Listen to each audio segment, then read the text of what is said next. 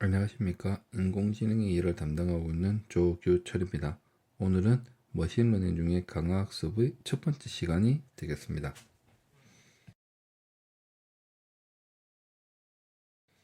오늘은 강화학습에 대해서 간단하게 살펴보고, 강화학습은 제일 중요한 게 보상이라는 개념입니다. 누적 보상치에 대해서 알아보고, 가치 함수, 배만 방정식, 최적 정책을 살펴보도록 하겠습니다. 처음에 강화란 뜻부터 알아야겠죠. 강화는 행동 심리학자 스키너가 제시한 거로 행동 심리학의 용어이며, 동물이 시행착오를 통해 학습을 하는 것을 가리킵니다. 자, 그리고 이제 지도와 비주도의 학습의 차이를 보면, 지도와 비주도 학습 같은 경우에는 사전에 사용자가 정해준 데이터 분석 시나리오대로 계산을 수행합니다. 하지만 강학습 같은 경우에는, 강학습은 주어진 문제만을 지도받을 뿐 해결 방법은 시행착오를 통해 스스로 찾아내는 것이 사람의 행동 방식과 매우 유사합니다. 예제를 보면 격자 세상의 로봇이라고 해서, 사람이 어떻게 합니까? 격자 세상의 로봇은 이렇게 가서 이렇게 가고 이렇게 가는 게 가장 이득이 된다고 칩시다. 그러면 다 일일이 자기가 구애를 보고 학습을 하면서 경험을 하면서 이렇게 가는 것이 가장 내가 보상이 크다, 그 경로를 찾아내서 가는 겁니다. 카트폴 같은 경우에는 카트 위에 막대기를 얹으려면 쓰러지겠죠. 그럼 이 카트를 왔다 갔다 그러면서 어떻게 됩니까? 하면 카트 위에 있는 폴대가 안 넘어지겠죠. 자, 그렇게 해서 카트를 밀면 뭐 폴대가 어떻게 움직이고, 당기면 폴대가 어떻게 움직이고, 그런 걸 경험을 통해서 스스로 찾아내는 겁니다. 그 다음에 벽돌 깨기란, 벽돌이 딱 맞고 공에 가서 날아오면 여기가 깨지겠죠. 그럼 점수가 올라갑니다. 이런 보상치를 가지면서 계속 행위를 하면 어떻게 됩니까? 공을 탁탁 받아 튕겨주면 점수가 올라가더라. 그거를 스스로 학습해서 벽돌 깨기를 마칠 수 있습니다. 처음에는 잘 안되지만 여러 번 하고 시행착오를 겪으면 그 다음부터는 벽돌 깨기는 거의 무한대로 합니다. 인공지능은. 왜? 돌아오는 행위와 돌아오는 패턴과 모든 걸 알게 되니까 그렇습니다. 그 다음에 이제 실제로 강학습에 대해 살펴보겠습니다. 강학습 보면 동물에서 보이는 강아처럼 미지의 환경에서 행동하는 에이전트가 경험을 통해 기대되는 보상이 최대가 되도록 상황별로 취할 행동을 결정합니다. 미지의 환경에서 경험을 통해 보상값이 최대가 되도록 상황별로 취할 행동을 결정합니다. 기계가 사람처럼 미지의 데이터에도 대응하도록 스스로 학습기를 변화 가능한 구조가 강화학습입니다. 자, 강화학습의 정리를 다시 한번 보면, 어떤 모르는 환경에서 동작하는 에이전트가 있을 때 에이전트가 현재 상태에서 향후 기대되는 누적 보상값이 최대가 되도록 행동을 선택하는 정책을 찾는 겁니다. 제가 찾는 게 강학습의 목표입니다. 밑에 마르코프 결정 과정을 사용합니다. 불확실성을 반영하기 위해서. 자, 관측이 들어오면 상태를 반발하고 규칙 규보 중에 하나 선택해서 행동을 합니다. 행동을 하면 그에 맞는 보상이 생기겠죠. 이거를 학습하고 규칙 집합을 갱신한 다음 다시 요거를 계속 반복합니다. 그리고 이제 옆에 보면 에이전트가 있는데 특정 행위를 합니다. 그럼 환경이 바뀝니다. 환경이 바뀌는 게 뭐가 하면 보상값이 생기고 상태가 바뀌겠죠. 상태에 대한 정보를 에이전트한테 주고 보상에 대한 정보를 에이전트한테 줍니다. 그러면 그걸 보고 다시 행동하고 이렇게 계속 하면 행위도 계속 순서대로 쌓이는 거고, 환경이 바뀌면서 보상과 스테이트도 상태도 계속 바뀌어가는 겁니다. 자, 이렇게 해서 강화학습은 이루어집니다. 자, 강화학습을 하는 걸 보면 마르코프 결정 과정이라는 모델을 사용합니다. 즉, 마르코프 모델의 일종으로, 마르코프 모델이 뭔지부터 한번 볼게요.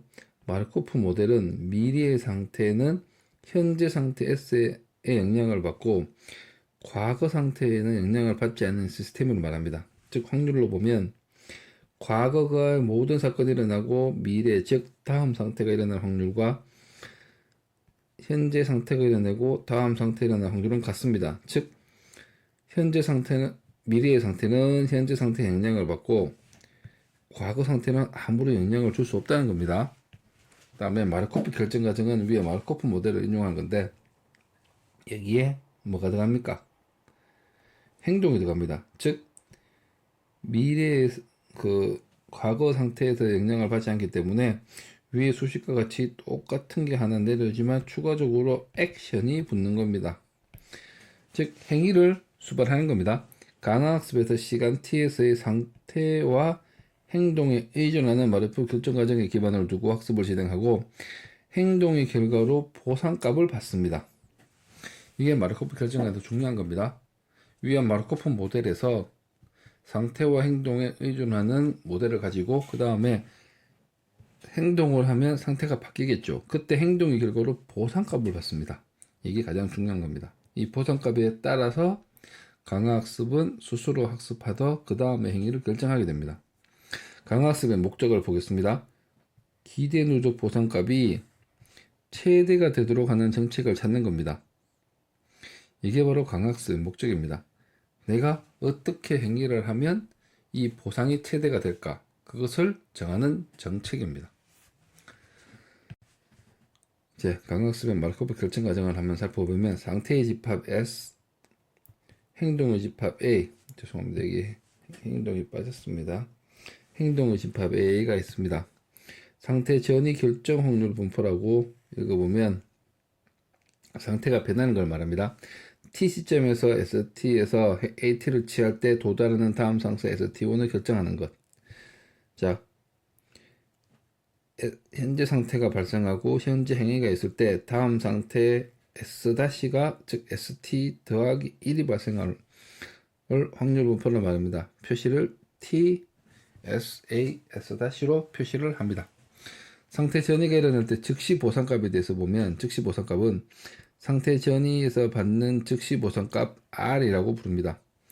요 위에서 이 식입니다. 그래서 ST 상태에서 ST1으로 가고 행위를 했다면 기대 누적 보상값은 이렇게 발생하고 소문자로 이렇게 쓰기도 합니다.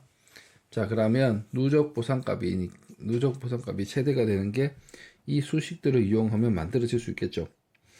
그 보상은 상태와 행동을 기준으로 결정을 합니다.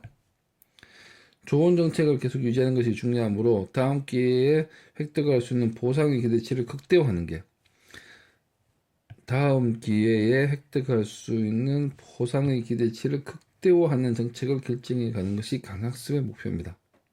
그러면 우리도 뭐 하면 됩니까? 다음 기회에 획득할 수 있는 보상의 기대치를 극대화하는 정책을 결정하면 됩니다. 이걸 두 번 말한 것은 매우 중요하기 때문입니다. 자, 이제 강화학습의 문제를 한번 보면 상태는 여러 가지가 되겠죠. 여기에 있을 때 여기 있을 때 각 상태가 되겠죠. 각 상태들이 존재하고 N은 액션입니다. 상태 전이 확률을 볼게요. 액션은 east, west, south, north 앞뒤 좌우로 이동할 수 있습니다.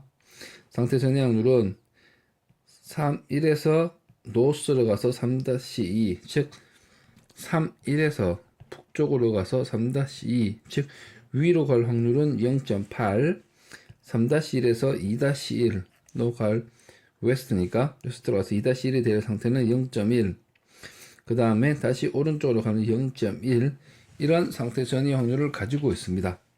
그래서 보상값이 보면 R 4-3 4의 3의 보상값이 플러스 1이고 4, 2는 마이너스 1 즉 이렇게 표시합니다. R 특정 위치에서 행할 수 있는 기대 보상값을 R이라고 쓰고 이렇게 표시하고 그리고 중요한 게 앞뒤는 바뀔 수 없습니다. 그거를 꼭 기억하셔야 됩니다. 왜냐면 3-3에서 1과 1에서 3은 다른 위치입니다. 그래서 그거는 기억하시고 그러면 이 로봇이 어떻게 가면 여기에 갈 수 있을지를 계산하는 겁니다. 요거는 실습 예제를 가지고 한번 해보도록 하겠습니다. 자, 이제 누적 보상치의 계산 방법에 대해서 간단하게 보겠습니다.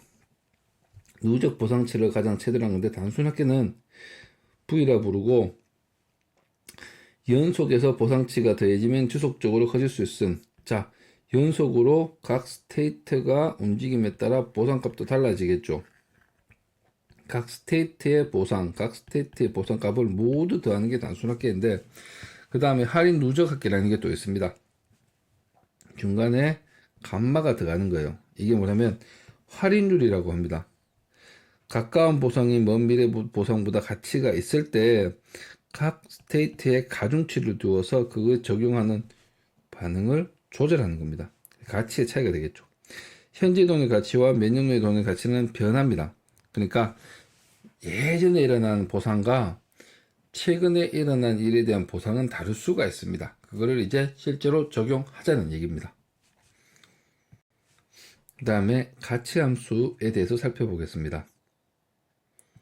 이제 가치함수에 대해서 살펴보도록 하겠습니다. 가치함수는 상태 가치함수와 상태 행동 가치함수 두 개로 만들어집니다. 우선 상태 가치함수는 상태 S에 시작하여 정책 파에 따라 행동을 듣게 되는 기대 보상을 계산한 겁니다. 자, 표현은 V로 표시하고 E는 기대값이라는 겁니다. 자, 각 보상의 이는 할인율이죠. 더하기, 자, 모든 보상을 더하는데 해서 ST는 S 정책이 동원되었습니다. 그리고 이걸 줄이니까 썸기호를 써서 Q 표시하고 표시할 수 있습니다. 그래서 상태 가치 함수는 뭐를 기준으로 합니까? S와 파이를 시작합니다. 제재 상태 행동 가치 함수입니다. 그때 상태 S에서 행동 A를 한 다음 정책 파이를 따라 행동할 때 얻게 되는 기대 보상입니다. 얻게 되는 Q라고 표시하고 Q라고 표시하고 위에 거 V하고 똑같습니다. 다만 무엇이 들어갑니까? SA 파이 A가 더 들어갑니다. 그래서 식으로 표시하면 이렇게 표시할 수가 있습니다. 그래서 상태 가치함수는 V고 상태 가치함수는 상태 S에서 정책 파에 따라 이동할 때 얻은 기대 보상이고 상태 행동 가치함수는 여기 액션만 더 더해진 겁니다. 강학습에서 사용되는 제공하는 상태 행동 보상의 형태로 데이터를 사용할 정책을 학습하는 것이 아니라 에이전트가 행동을 통해 경험하는 것을 바탕으로 학습을 합니다. 이때 QS가 선택되어 있다면 각 상태 S에서 QS를 최대로 하는 행동을 선택하면 이것이 최선의 정책이 됩니다. 꼭 기억 잘 하시기 바랍니다. 이제 벨만 방정식에 대해서 간단하게 한번 살펴보도록 하면 가치함수를 볼 때 두 가지 방법으로 보게 됩니다. 지금 저희가 이해될 게 S 현재 상태에서 뭘 결정합니까? 액션을 선택해서 그 다음에 R 기대 보상값이 생기겠죠. 그 다음에 이거 다 그러면 다시 S 다시 다음 상태로 넘어가는 그림을 그려본 겁니다. 자, 그러면 V 상태 뭡니까? 상태 가치 함수입니다. 상태 가치 함수는 잘 보시면 S에서 S 현재 상태에서 발생되는 기대값입니다. 그래서 이 그림을 밑에 그림을 잘 보시면 S의 V 상태는 정책에 따라서 S에서 A를 선택하는 것과 그 다음에 특정 액션으로 왔을 때 발생하는 기대값을 이용해서 계산하면 되겠죠. 그래서 Q값은 A에서 S 상태에서 A를 해서 기대되는 보상값입니다. 자, 이것들을 이용해서 만들어지는 식이 이게 하나가 있습니다. 상태 가치 함수입니다. 자, 그 다음에 S를 한 다음에 A 상태, 여기 상태를 좀 들고 와 볼게요. A 상태에서 행동에 따라서 발생하는 게 달라집니다. 그래서 S-가 달라지겠죠. 보상값에 따라서. 그 다음에 S-에서 A 행동을 다시 갑니다. 그래서 SA에서 발생하는 S와 A 상태에서 발생하는 기대값, 보상의 기대값은 일단 그렇지 여기에서 S에서 S-로 갈 때의 확률과 S에서 S-로 갈 확률에 그 다음에 뭡니까? R 첫 번째 보상이 하나가 바로 보이죠. 그 보상 더하기 할인율 곱하기 S-니까 S는 뭡니까? 상태 가치함수잖아요. 그래서 S-에서 발생하는 V값으로 표현할 수가 있습니다. 자, 밑에 걸 다시 한번 보면 SA 상태 파이 QSA입니다. 여기서 보상값이 이렇게 있잖아요. 이 보상이 된 기대값인데 각 상태 이동한 다음에 뭐가 발생합니까? S-는 뭡니까? V파이의 S-입니다. S-가 빠졌네요. 이렇게 되는 기대 보상값이 생깁니다. 당연히 자, 이때 보면 뭐가 됩니까? S에서 S-로 가는 확률의 R 기대값 R에 그 다음에 각 상태에 대한 상태 가치 함수를 쓰시면 됩니다. 이렇게 해서 봅니다. 그러면 이거는 상태 행동 가치 함수입니다. 그다음에 이거를 다시 한번 정리해 보면 상태 가치 함수와 상태 행동 가치 함수와의 관계입니다. 앞에서 두 가지를 공부를 했지 않습니까?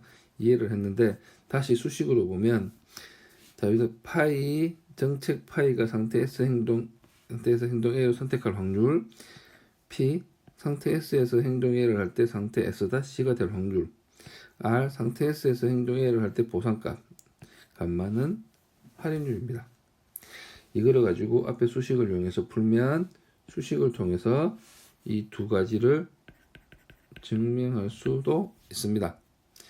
자, 앞에 한번 잘 보시면 기대값이 있고 이거를 줄여서 나가면 이렇게 표시할 수가 있습니다. 그래서 상태 가치함수와 상태 행동 가치함수의 관계를 이렇게 밝혀내서 실제로 사용할 수 있는 겁니다. 자, 이제 벨만 방정식에서 이용하는 최적 상태 가치함수와 최적 행동 가치함수를 보겠습니다.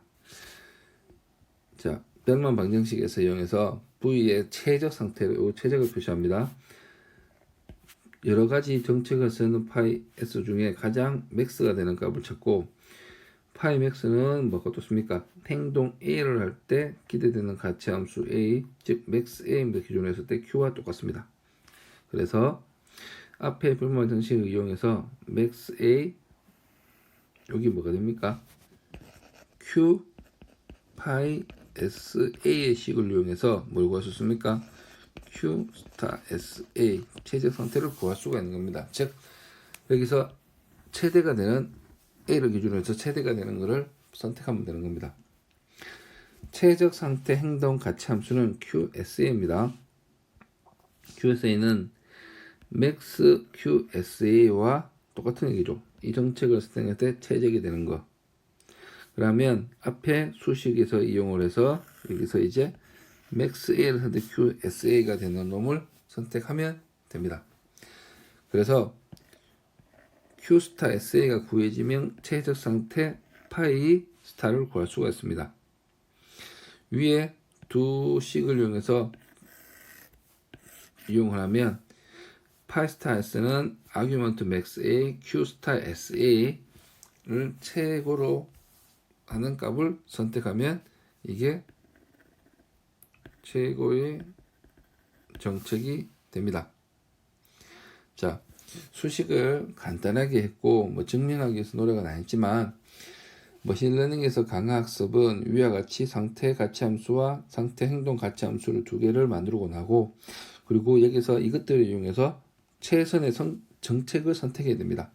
최적을 선택하기 위해서 벨만 방정식을 이용하여 최적 상태 가치함수와 최적 상태 행동 가치함수를 구한 다음에 이 두 가지를 이용하여 정책을 선택하면 이게 됩니다. 자, 오늘은 머신러닝에서 강화학습의 첫 번째 시간으로 다음 시간도 강화학습 두 번째 시간을 해서 강화학습에 대해서 수업하도록 하겠습니다. 자, 오늘 수고하셨습니다.